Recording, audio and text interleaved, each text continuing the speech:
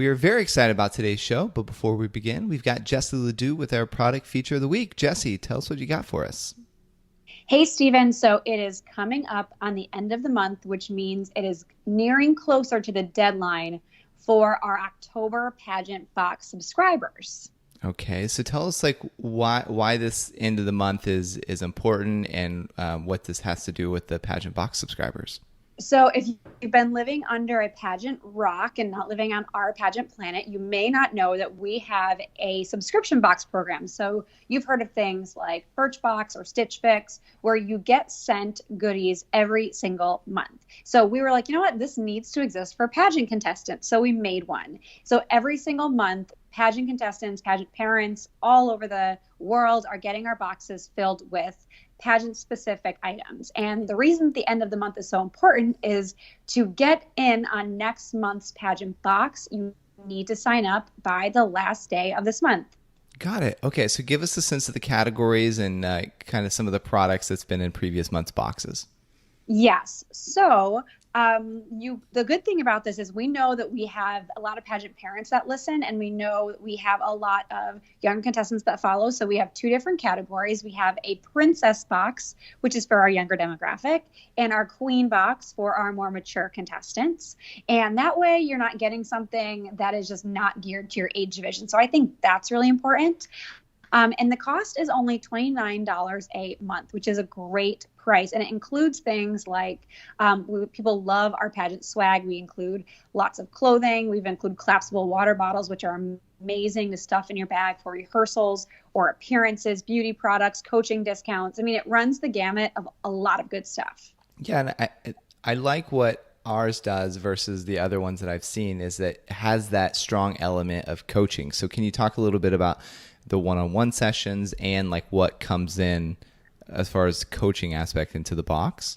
Sure. Well, the coolest thing we've done with our box subscription is every single, and you heard me right, Stephen, every single box subscription includes virtual coaching, even at that $29 level. You can ask unlimited written questions to pageant coaches. So you can ask them things like, can you review my paperwork? Or I'm thinking of getting one of these two gowns. Which do you think is a better fit for me? How do I build my title holder plan? All of that can be done in writing for $29 a month plus a stinking box. And like we also partner with a pageant coach, right? And then they can have a one-on-one like Skype session with them. Yeah, typically we have some really great coaching extras that are included. So if you've been to our new site, which if you haven't, you have to go to it, pageantplanet.com, and go to our directory. And a lot of those coaches are partnering with us for each month of a pageant box. So you get great coupons, free or exclusive or deeply discounted opportunities to work with people that otherwise you might not give them a try, and they might be your key to success. Yeah, absolutely. Okay, so you've already made mention of the cost, but say the cost again, and then when they need to sign up by and where they can go to sign up. Okay, let me run through all of that. $29 a month, but if you need additional coaching, we do have specials for that. That's all available on the site. The site is where you can find it and buy it is pageantplanet.com/box, and sign up by September 30th. September 30th, it's a hard deadline to be in the list for October. Thanks, Jessie. Welcome to the Pageant Planet Podcast, where we help you succeed in pageantry. Now, here's your host, Stephen Roddy. Welcome to another episode today. Jessie Ledoux, myself, and a special guest. We are going to be discussing the 5 common beauty issues and basically how a medical spa can help treat them. So, Jessie, go ahead and set the stage for us. So treatments you can get at a medical spa are typically advanced. They need to be done by a professional in a safe place, in a trusting environment, all of that important stuff. But today's topic, I just want to give a little bit of setting the scene. It may not relate to everyone, but it is a topic that I think is very popular, through the grapevine. And you don't want to leave your education on it to chance or Google or, like I said, the grapevine. So we want to have you give you the opportunity to talk to a professional and hear a professional standpoint on what the heck a medical spa is, what you can get done, and how that can enhance your pageant features. Yeah, I know that. I didn't know what a medical spa was. I didn't know like what his role was in society. I didn't know. I mean, I drove past a lot of different ones, and only in the previous about a year and a half, I really started to become educated on all the different procedures and things that can do to help. So I'm really excited about this interview. And a small disclaimer here, like, everyone has their own standard of beauty, like embrace what makes you unique. But, many of us do have challenges that we'd like to address. And I'd like to say, second disclaimer on that, Stephen, I'm glad you said it because it's so true. But second disclaimer is God don't like ugly. And while, yes, we are all gorgeous and made in his image, don't be judgy on this. Like, if someone is interested and likes the idea of these services, let them be interested and let them explore it. So like I said, this conversation is so important today, because whether you are in the market right now for a medical spa service or not, at some point you may be curious. So I'd rather you have this solid info versus you bring up Botox in your cubicle at work and you have all of these horror stories tossing back and forth of second or third degree of life experience of someone that that got it. Let's take the time to really let the expert drop the knowledge. Awesome. All right. So we're here to educate and bring the facts, and enjoy the interview. So as you know, today we are discussing medical spas, and we are here with my wife, Renata Roddy, and together we own a medical spa in Danvers, Massachusetts, which is like kind of greater Boston area. And Renata is a nurse practitioner. She graduated from Boston College. She's placed first runner-up in Massachusetts, USA, and then second runner-up at Massachusetts, USA, then first runner-up in Massachusetts, USA, and then, the dreaded aged out, and then went on to win Massachusetts, United States, where she and I met at the national pageant, and then reconnected at like a fashion show randomly in New York, and here we are. So I have my beautiful bride here with me, and Renata, tell us what inspired you to actually get into having a medical spa, and why do you love it so much? Hey everyone. So medical spa combines two of my passions, which is caring for patients. I used to work at a primary care clinic where I managed various diagnoses, and a medical spa allows me to combine two passions, like I stated, caring for patients, but also within the beauty aspect of it. As Stephen mentioned, I did compete in pageants for a bit there, and onto a physique or bikini WBFF competition. So by doing a medical spa, I can really target both of my loves. I love the beauty industry and what it entails and what we can offer to patients. And then I really just love kind of giving each patient their confidence back or putting a smile on their face. So it's really the best of both worlds. So go ahead, Jessie. I had a question. Hi, Renata. Hey. So with medical spas and getting started, et cetera, why do you think having a pageant background gives you an edge in the whole med spa game? Well, when you compete in pageants, you don't really know until you compete. So when you're competing, you really just get to know more knowledge, more kind of behind the scenes of what it really entails to compete. And having that hands-on experience just gives you kind of a greater appreciation for what it entails to compete in a beauty pageant. It is, as we know, all about our inner beauty, and it is about kind of what we bring to the table as a person, as a human, and our qualifications. But it's very obvious that in a beauty pageant, they are looking at kind of the exterior as well. I mean, that's just, let's call it what it is.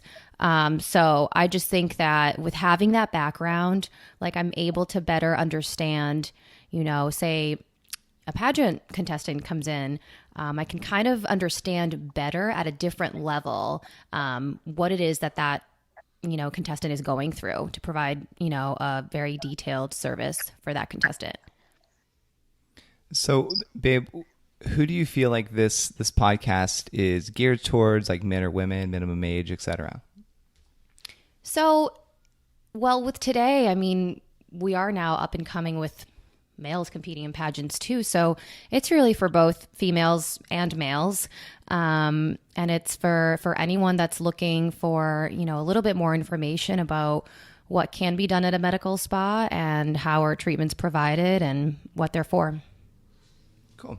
All right. So Jessie, I know that you have, surveyed our audience and done some research of your own. So you have pretty much like the 5 most common beauty issues that our audience is experiencing. So I'm going to pitch it over to you to talk about the first issue and then toss it over to Renata. Sure. So the first issue, and Renata, I'm going to give my totally unscientific explanation of these things, and then you can feel free to jump in and tell us the science behind it and how we can solve it.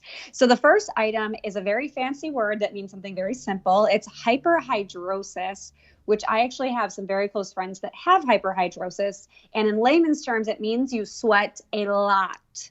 And that doesn't mean it's hot out. It just means that your sweat glands are overproductive, I think, Renata, maybe. But yeah, that's exactly what it is. They're just hyperactive constantly, 24/7. And it's really challenging for pageant contestants because if you're wearing delicate fabrics or you're walking into pageant interview or any of those things, you don't want to look overly greasy in your face. You don't want to have pit stains. Is that okay to say in a pageant podcast? That's such an ugly word. Totally. Pit stains, if you're shaking judges' hands, you don't want to have a pool of sweat. So those are all different types of challenges associated with hyperhidrosis. So Renata, how can I go to a med spa and fix this? Yeah. So as you mentioned, hyperhidrosis it's a big issue. And for people that don't have it, they may think, oh, it's not a big deal, just a little sweating, but it's huge. People suffer from it to the back of their hands, so palms, the bottoms of their feet, and the axilla as well, which are your underarms. So, like you said, if you're going into an interview, I've seen people even pick a different outfit, say they don't want to wear a white outfit because if they're going to get an underarm stain, that's going to be more visible than a black outfit. So It's something that really can affect your confidence. So it's a huge issue. So hyperhidrosis can be treated with Botox. It does require quite a bit of Botox, but it is a wonderful, wonderful solution for people that really, truly do suffer from this. And it's applied directly on where the problem is. So if you are having excessive sweating on your palms, that's exactly where it's applied.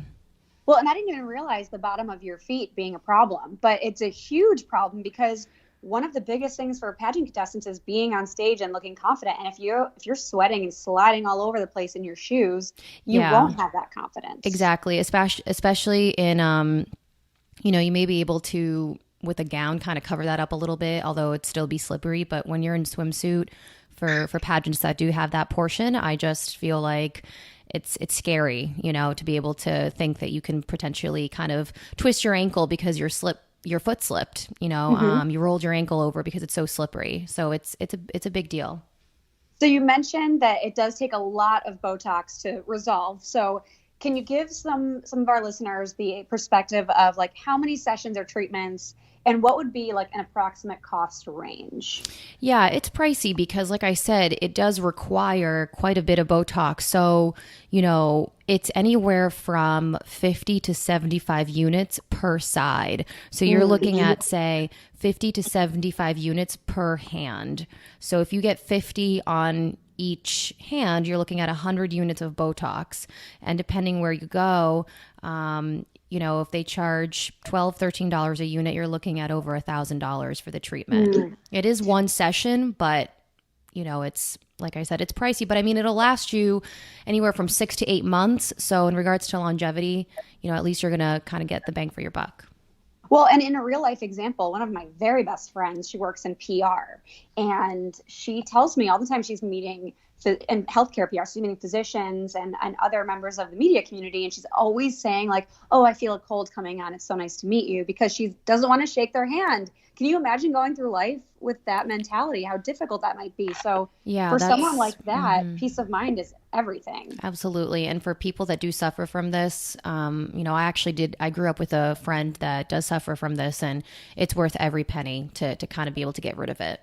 Mm-hmm. Well, absolutely. Okay. Stephen, what do you got? Well, and the challenge with it too, an interview, or as you said, if you're meeting people and you become so focused on yourself because you have sweaty palms or your underarms are sweaty, then all of a sudden your mindset is, oh my gosh, are they seeing my sweat marks? Or if you start to feel that like rush of sweat coming down, then you start to get self-conscious about it. So it kind of disables you from being focused on your audience, and you become more selfish in your approach. Not necessarily a bad thing, it's just human nature, right? So Right. by doing this treatment, it kind of frees up your mind that you no longer have to worry about that. You walk into a room, you can just simply shake someone's hand, or you can raise your arm without fear. Like if you get really excited about like a topic in interview and you're scared to like raise your hand, so you like stop at the elbow attached to your hip, that sort of thing. It can just really hinder and make the judges think, why did she do that, right? Or like if you do raise your hand and then you see an underarm circle there as a judge, not necessarily, they're not going to dock points, but their eyes can go to it. Oh, for sure. Totally agree with all of that. And I didn't even think about it from the distractedness that it causes. I just thought about like how it affects you in the moment. That's a great point. Okay, so that's the first one, hyperhidrosis. What's the next common beauty issue that you feel like pageant girls experience? So I submitted this guy because, as we know, we are all getting older in time. I feel it more than ever. And crow's feet is a big one for me. And even when I was younger, in my mid-20s, I look back at pageant photos where like I received an award in my reaction shots, and I could just see a lot of fine lines around my eyes. And then afterwards, the photos afterwards, even though they were posed, I wasn't smiling as big because it wasn't as like I was being more controlled in my smile. Right. I could still see the after effects in my makeup and like my makeup setting in, and I could still see it. So for someone who has fine lines and wrinkles, whether they're in their forehead or on their crow's feet, it can be a big problem because, like I said in an interview, you could potentially be 5 feet or less away from someone and they see those imperfections more often than not. So Renata, like, what is the technical status behind crow's feet or fine lines and wrinkles, and like, how do you fix it? So crow's feet, I have to start by saying that just like any other healthcare or medical diagnoses, whether it's hypertension, whether it's diabetes, a lot of those diseases can be managed preventatively. In healthcare, we talk a lot about preventing diseases, and that's taking care of it. So taking care of your body so that you don't get high blood pressure or that you don't get an elevated blood sugar, which leads to several complications. This is no different. Botox actually is FDA approved, has been scientifically studied starting at the age of 18 all the way up to the age of 65. In regards to Botox treatments, it's very, very huge, and there's been a lot of awareness of using it as a preventative treatment as early as your 20s to prevent fine lines and wrinkles, so that when you do get into your 40s and your 50s, those lines aren't as deep and they aren't so retched in, so that by the time you kind of get to that age, the lines are going to be a lot smoother. They're going to be a lot softer. You're still going to have them because that's just nature and that's just time going by. And also with the loss of collagen, after the age of 21, we lose 1% of collagen every year. So there's all these different factors and environmental factors and external factors that affect our skin. But Botox is a great treatment to start in your 20s as a preventative, even if you don't have already visible crows. A couple units, they call it baby Botox. Really, I personally advocate, of course, obviously, in the 3 main common areas, which would be forehead, frown lines, and crows, as a preventative in your 20s. Because maybe now you don't see it and you don't think about it and you're like, oh, it's no big deal. But by the time you start seeing those lines, we're now not preventing them, but now we are trying to treat and correct what's there. So it's better to start early. So with crow's feet, you get those fine lines and wrinkles on the lateral aspect of your eye. And it does, like, the eye is kind of like, I've heard different plastic surgeons say this, the heart to the soul. So like you can, actually my supervising physician says he can tell a lot about a person's age by looking at their eyes. So crow's is important to treat, and it's something that's really simple and few units, and you get your fix.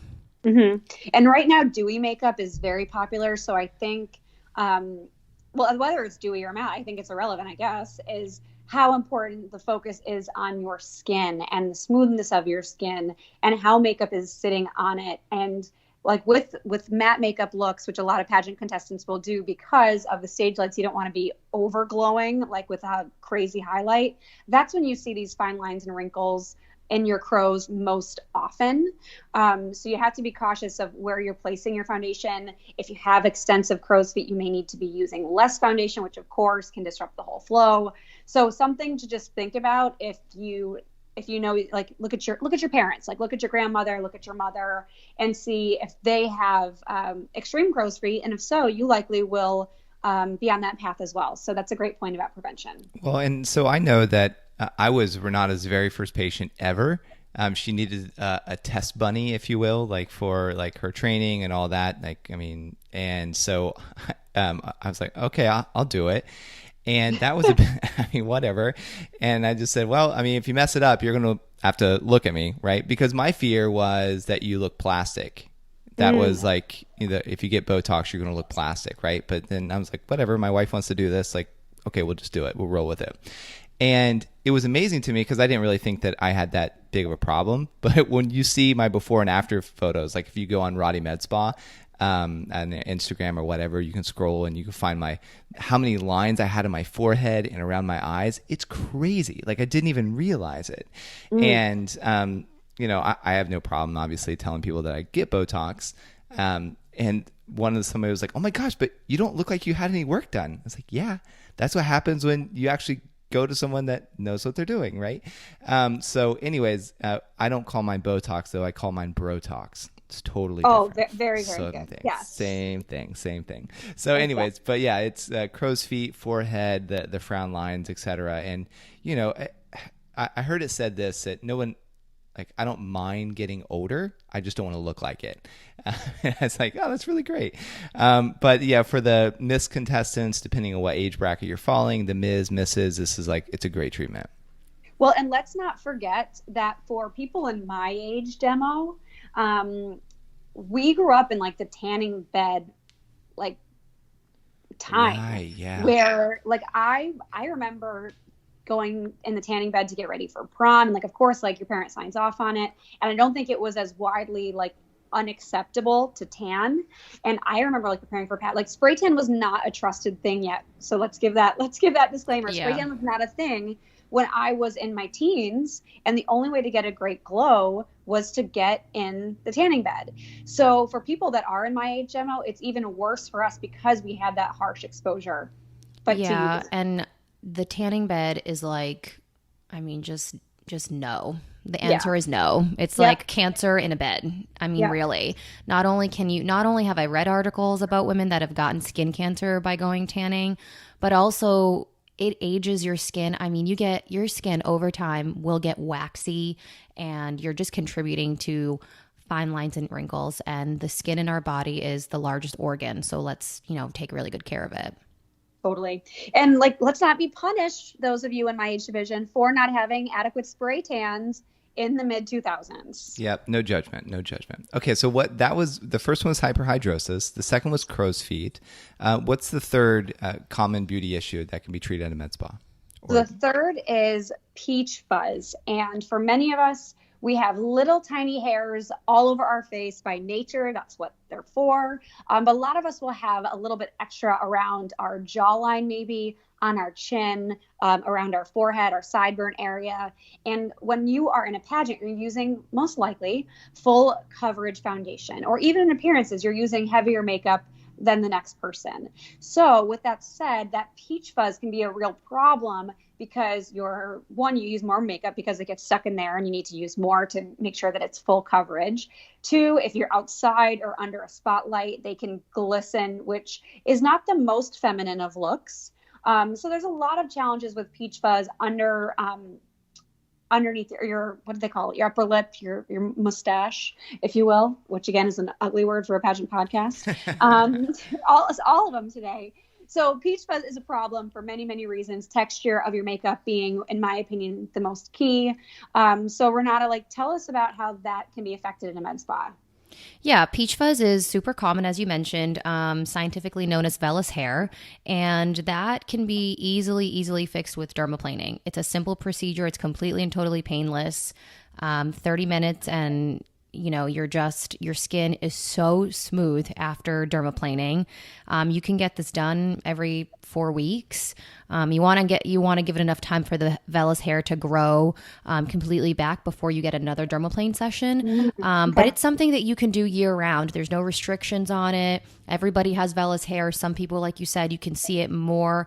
It's more visible than others, and foundation does. It does affect it because, like you said, with full coverage, you don't want to have those little pesky hairs kind of sticking out. And, it's just you can apply your foundation on so much smoother just by getting rid of it.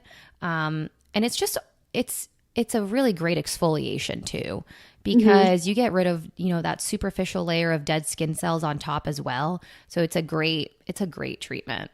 I love it.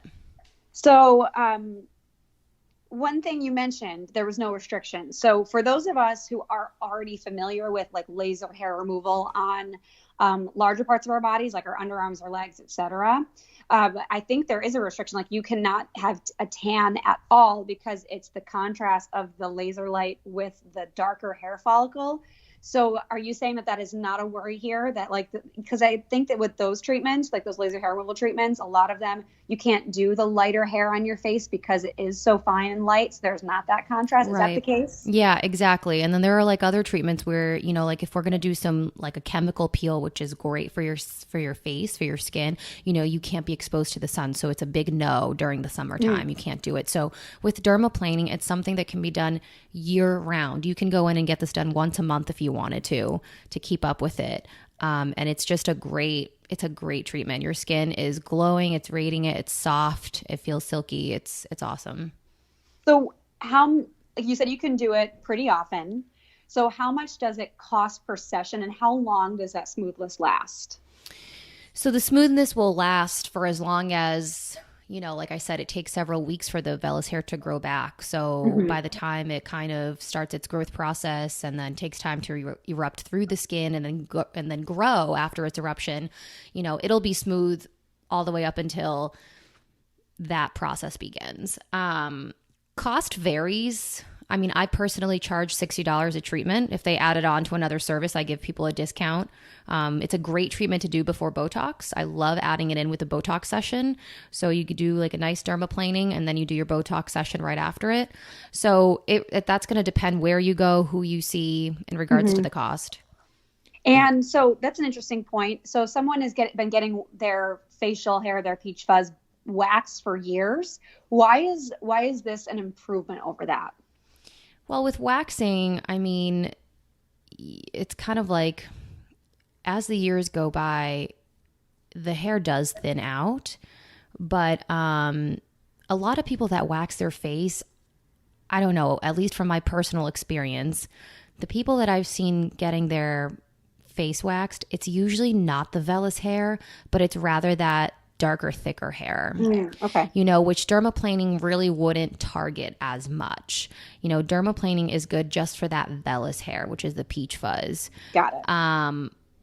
But I would say like the most common question I get, actually, speaking of that, in regards to dermaplaning, is people ask me, well, is that hair going to grow back thicker? And the answer is no. It grows back just the same as it was before, like that fuzzy peach texture. Okay.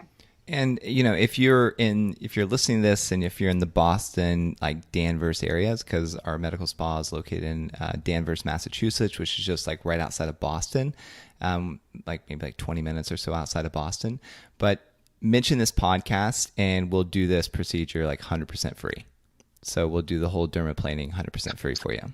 Can I get there? Yeah, yes, of course. Okay, thank you. Gonna write that one down for the memory bank. So we've mentioned hyperhidrosis, crow's feet, peach fuzz, which can be cured by dermaplaning, and what's the fourth one?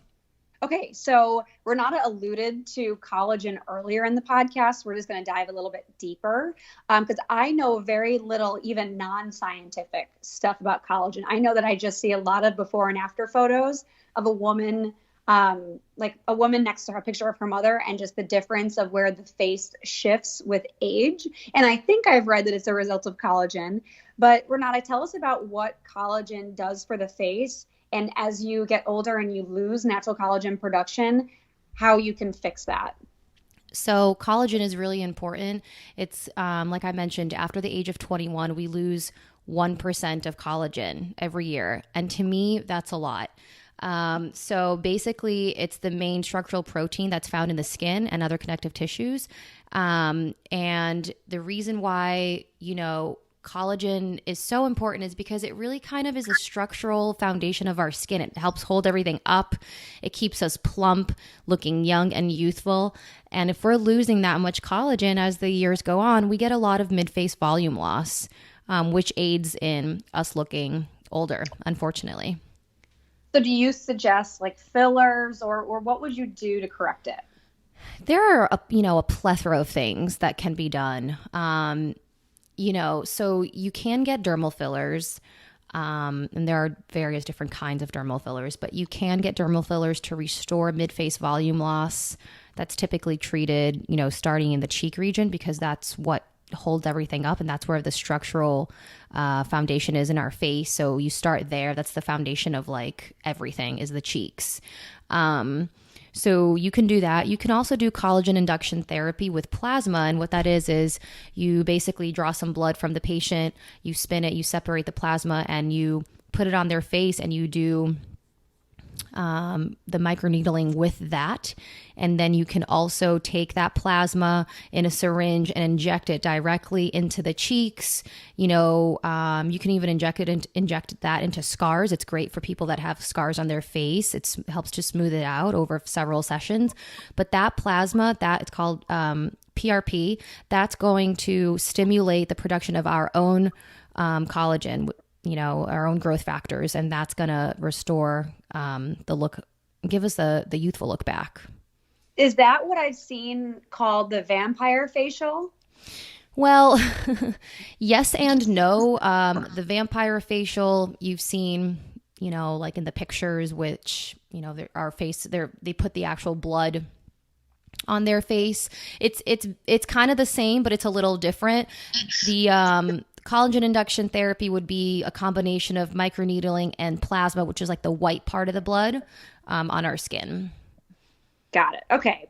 So like how fast can we expect results from any of these treatments to have our face look higher and plumper and how often do I need to like re-up on these?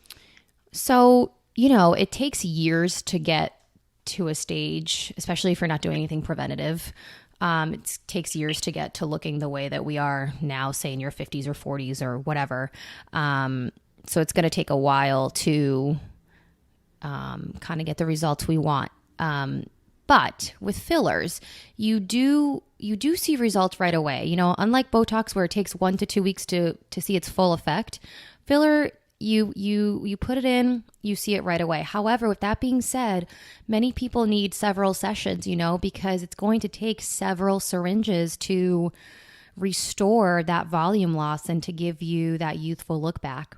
Many doctors call, the treatment of fillers by, they say like decade dosing. So if you're in your 50s, it's a minimum of 5 syringes, a minimum to restore that volume loss and get you to where, we want. So, it takes time because you don't want to sit there and put 5 syringes in for many reasons. You don't want to sit there in one appointment and do 5 syringes. It's something that needs to be broken up over a period of time. Okay. Yeah. And something important to note. I mean, people like Olivia Colpo, though I know a lot of the different girls look up to, she's gotten filler on her cheeks. Like you can see her before and after photos. So it's not necessarily restricted to the people that are older per se. And what I really like about the filler is it could be put in the cheeks. It can be put in the smile lines. So if you have the really deep smile lines when you you guessed it, smile. Filler can be used to fill in that gap because those can make you look aged even though you are still young. I mean, it can show up in people that's like early 30s. Well, everyone has smile lines when they smile. That's not what, necessarily the issue is that kind of makes us look a little bit more aged. It's more of like when I hate to use this expression, but people use it often. You know how bulldogs have like that sagging kind of smile? Watch what you say, Renata. You know that we have a very cute Frank in the house, and he's going to have his feelings hurt. I know. I actually had this phone conversation yesterday. A patient called me. She goes, I'm feeling so self-conscious. My face is starting to look like a bulldog. So it's when you're not smiling and your face is sitting there kind of emotionless or expressionless and you have that sagging skin. That's what we want to fix so that you don't look aged, because when we smile, whether you're 5 years old, 50 or 70, you're going to have like that smile line, like that's natural, but it's more like when you're expressionless. And like Steven said, you can do filler. Filler is not restricted for people that are aging by any means. A lot of people want a plumper lip. A lot of people want that contoured cheekbone. That can be achieved for filler, in your 20s, in your 30s. It's not, just for people who are older. Yeah. And as a guy, I was like, oh, that's how they do it. Like that's like because you start to see people evolve like in their career. Like I remember watching just Olivia Copo. Naturally, we all saw her when she was crowned, and now it's like, gosh, she looks different. When she was just crowned, she looks just more of that like that model look or whatever. And it's like, and then the more I learned about what Renata's doing, I mean, you and I, Jesse, yours and I, like science is about the same. But your math is definitely better, but science is the same. Yeah, but it's like Kim Kardashian lips, all that. And it's like, they do that with filler. Got it. Okay, got it. That's how that happens. So really, if you're wanting a look or if you're self-conscious about a particular look, you don't necessarily have to be. Like there is basically there is a solution out there for you if you do want to change or alter something as far as your face. Well, and I'll even say I heard that Kaylee Cuoco, she's the lead female on Big Bang Theory, so that's probably where you would have seen her most. So she talks about like she had a wrinkle in her neck, and I have a very long giraffe neck too, so I live this life also, and she hated it, so she got it filled. So, and she's young as well. So I would never have thought, like I've noticed the line in my neck, but I've never thought about it because it was like, oh, well, what the heck would you do? It's just there. So I would just say, if you're listening, you're like, you know what? I'm not hearing what's bothering me, but maybe there is a fix that I'm not aware of. So with that said, I would say like, call Renata, go to their MedSpa or find a MedSpa in your area and ask them like, hey, this is what's happening. What is the fix? Because it might exist. You just might not be aware. Yeah, that's very true. Okay, so that's the one we talked about: hyperhidrosis, crow's feet, peach fuzz, loss of collagen, and just different pretty much opportunities for that. Now, what is the fifth one that you've discovered? So the fifth one is a big deal, especially for those pageant contestants that either have a swimsuit or a fitness competition and have to show off their legs, or maybe you just have great legs and you just are not loving the texture and the complexion of them. And this is a varicose vein. And I, again, know like next to no science on this. I know that varicose veins do run in my family. So I'm expecting something along the line to pop up for me. But Renata, I'm just going to jump over my faux science and go to your real science on this. Yeah. So varicose veins is a really common problem. What is treated with sclerotherapy, which is the treatment to kind of fix these problems, is the spider veins, which are caused actually by the thicker veins, behind the spider veins actually. So if you look at the spider veins, you'll typically see a bit of a thicker vein near it that's causing the spider veins, which are those like thin purple, reddish, really spidery looking veins on your legs. So those deep, thick, very elevated varicose veins are not treated, and typically girls competing in pageants don't have those unless you're kind of doing like the maybe Mrs. or Ms. senior, those deep, thick, elevated varicose veins aren't normally seen in a younger kind of demographics. But those veins are, not treated with sclerotherapy. The ones that are, like I said, the more superficial, spidery looking ones.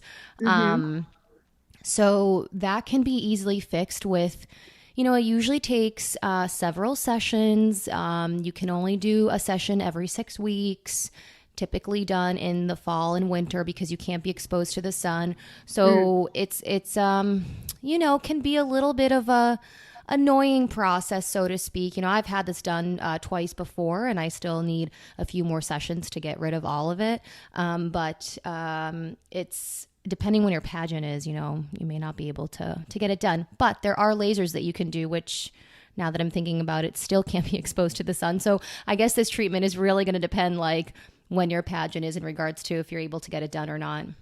Yeah. And sorry, Stephen. Well, and I was just thinking about the listeners, et cetera, and like any of these treatments, if something is causing you insecurity, like be it your legs, be it smile lines on your face, be it thin lips, whatever, and you can spend some money to remove that insecurity from your life. Now, it's not going to necessarily make your life better, but like if you're nervous about wearing shorts because of spider veins, and you could spend a few $100s or whatever it costs to actually correct that area of your life, I mean, why not? Like for me, there's other areas of my life where it's just like I had to work, because there were more embedded mentally insecurities that I had to work really hard to overcome. Things like, public speaking, my ability to put 2 sentences together in front of a crowd. That took a lot of effort and time. And boy, if I could have just given someone like $300 and say, okay, this is fixed, I would have gladly done that. So, none of this is like necessarily required, but if it is something you're struggling with, it just makes sense to me to get it done. Oh my gosh, we talk about confidence so much on any of our pageant podcasts or coaching sessions. It's just the key item that will set you apart from other contestants. And whether you want to accept it or not, if you do have these insecurities, and even if you cover it up with, like we talked about, like Sally Hansen airbrush legs, where you can smooth out your spider veins or your varicose veins if they're at that level, it still doesn't, it's still an extra stressor that you experience during pageant prep, because it's one extra level that you have to think about as you're preparing. So if you find that your stress level is like at all-time high when you're competing for pageants because you feel like there's so many things that you're fixing and covering and compensating for, my gosh, that is exhausting. And it takes you away from the important mental prep and mental focus that you have just to do your job when you get there. Absolutely. And I do think that there's a little bit of a stigma of getting procedures or treatments done. I say if you can still stay true to who you are, while getting these things done and not get lost, why not get it done? I just think we need to be so much more open about the fact that there are cosmetic treatments out there, and who cares if you get it done? If it makes you feel better, go for it, and you're not losing yourself, and you're still true to who you are, and you're still that same person. It's going to make you feel better. I don't see why not. And that brings up a great point too, because we've all seen the extreme, right? When someone gets a ton of work done, right, and you can tell. So if someone cannot get to you, Renata, how can they find someone, or what's the conversation they need to have with their MedSpa professional to communicate that they want it to still look natural, feel natural? And at what point should they run from a MedSpa? I've had this conversation many a times with different professionals, and a lot of them say, look at the provider. If they look overly done, chances are you probably will be too. I've had a few people come to me that they stopped going to a previous provider because that provider started to look very different than when they originally met them. So they started to look very overdone. And the patient said to me, I didn't want to look like that. So I ended up leaving. Sure. So that's how that person came to me. So a lot of times I recommend look at the provider. You want to make sure they look natural too. And if they don't, you're probably going to head in that path too. But just express what your desires is, express your concerns. And I always encourage people to ask, well, how long have you been practicing? And How long have you been doing this? And people should be educated on who's, doing work on their face. Yes. And are there certain certifications that are bare minimum that we should be looking for? Like, what do I need to, when I'm looking at a resume of a MedSpa provider, what are the key items that I need to make sure that they have? Yeah, I mean, in regards to injectables, I can only speak to the state of Massachusetts, because every state will vary in regards to its credentialing and requirements. But, in regards to medical injectables, so you're looking at dermal fillers, you're looking at Botox, Kybella, sclerotherapy, anything that's a medical treatment, you need to be a minimum of an RN, which is a nurse. So nurses, nurse practitioners, physician's assistants, doctors, those are the people that you want to make sure are doing these treatments. So for those listening, if they heard something that sparked their interest or they are in the greater Boston area, how could they find you? How can they get in touch with you? Well, they can check out our website, roddymedspa.com. We're actually located in Danvers, like Steven said, our brand new office, and we're super excited about it. It's right on 491 Maple Street in Danvers. And then, of course, there is our phone number, which is 781-627-7070, or they can email us at book@roddymedspa.com. Steven, you want to bring it all home? Yeah, I'll bring it all home. So thank you everyone for listening. And, if you found any benefit whatsoever in this particular episode or in episodes previous, we would just